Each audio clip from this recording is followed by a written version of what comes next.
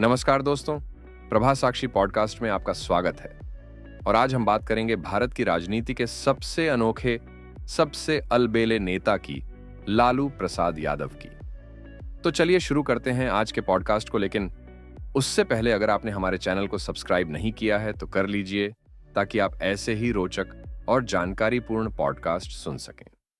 कहानी शुरू होती है पटना के मिलर हाई स्कूल से। एक दिन एक छोटा सा बच्चा स्कूल में एडमिशन लेने पहुंचा। साथ में न तो कोई पिता न मां, बस खुद। प्रिंसिपल ने पूछा, बेटा, डिग्री तो ठीक है, लेकिन तुम्हारी हॉबी क्या है? बच्चे ने झट से जवाब दिया, मिमिक्री करता हूं। मास्टर साहब मुस्कुराते हुए बोले, अच्छा, तो जरा कुछ सुना दो। और फिर वो बच्चा किसी फिल्मी डायलॉग की नकल करता है, आवाज, अंदाज, सब कुछ बदलकर। मास्टर साहब इतने खुश हुए कि बोले, एडमिशन तो अब पक्का है। और दोस्तों, वो बच्चा था लालू प्रसाद यादव। वही लालू जो आगे चलकर बिहार के मुख्यमंत्री बने।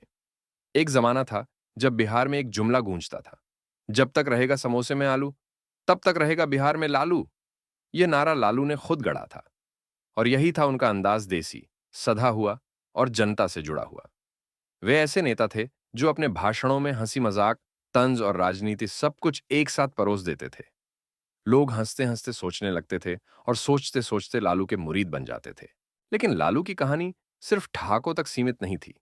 यह कहानी है संघर्ष की, रणनीति की और राजनीति की गहराई समझने की। मार्च 1990, बिहार विधानसभा चुनाव। जनता दल को जीत मिलती है, पर सवाल उठता है, मुख्यमंत्री कौन बनेगा? वीपी सिंह लालू यादव को नहीं चाहते थे। वे एक दलित नेता को सीएम बनाना चाहते थे। लेकिन लालू ठान चुके थे, सीएम की कुर्सी पर तो हम ही बैठेंगे, चाहे कुछ भी हो जाए। यह दिलचस्प किस्सा शंकरशरण ठाकुर ने अपनी किताब द ब्रदर्स बिहारी में लिखा है। लालू ने अपने खिलाफ वोटों का विभाजन करवाने की रणनीति बनाई।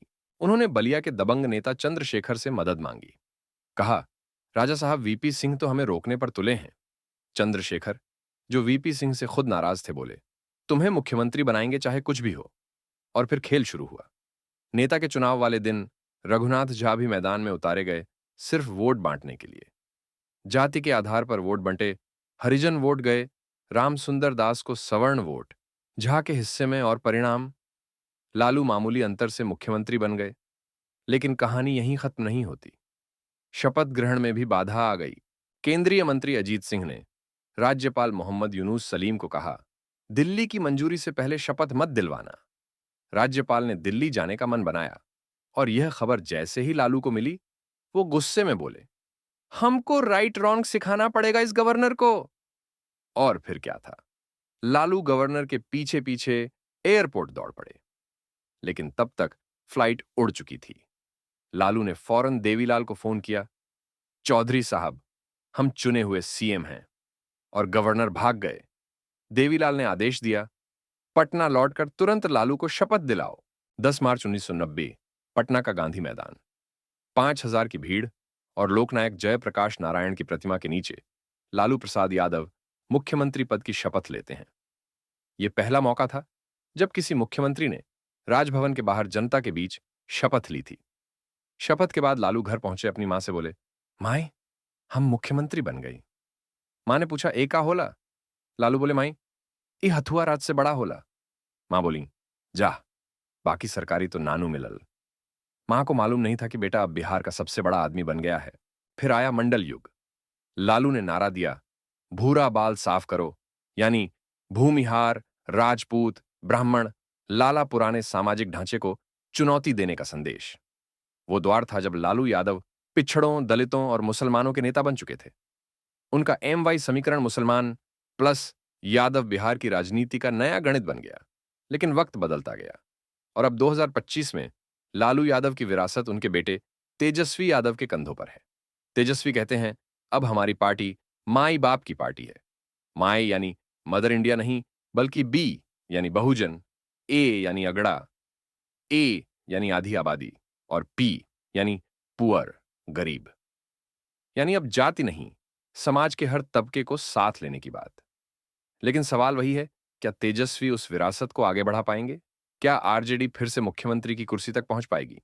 पटना की गलियों में आज भी जब सियासत की बातें होती हैं तो लालू यादव का नाम जरूर आता है। दानापुर खगौल रोड का वो सगुण मोड़, जहां सड़कों के मोड़ की तरह ही बिहार की राजनीति ने भी कई अप्रत्याशित मोड़ लिए। लालू का करियर भी उसी सगुण मोड़ पर कभी थम गया, पर उनकी कहानी अब भी हर चुनाव, हर बहस, हर पोस्टर में जीवित है। लालू यादव की कहानी हमें सिखाती है कि राजनीति सिर्फ सत्ता की नहीं बल्कि शब्दों की, हाजिर जवाबी की और जनता से जुड़ाव की ताकत की कहानी है। वो नेता जो हंसी में गंभीर बात कह देते थे और मजाक में राजनीति का दर्शन सुना जाते थे। तो दोस्तों, ये थी कहानी पटना के मिलर हाई स्कूल के उस बच्चे की जो बिना अभिभावक के एडमिशन लेने गया था और आगे चलकर बिहार की राजनीति का इतिहास लिख गया। आज के एपिसोड में इतना ही। अगर आपको ये एपिसोड पसंद आया हो तो शेयर करें, सब्सक्राइब करें। ऐसे ही और महत्वपूर्ण विषयों पर पॉडकास्ट सुनने के लिए प्रभा साक्षी को फॉलो करें। मिलते हैं अगले एपिसोड में। तब तक के लिए नमस्कार।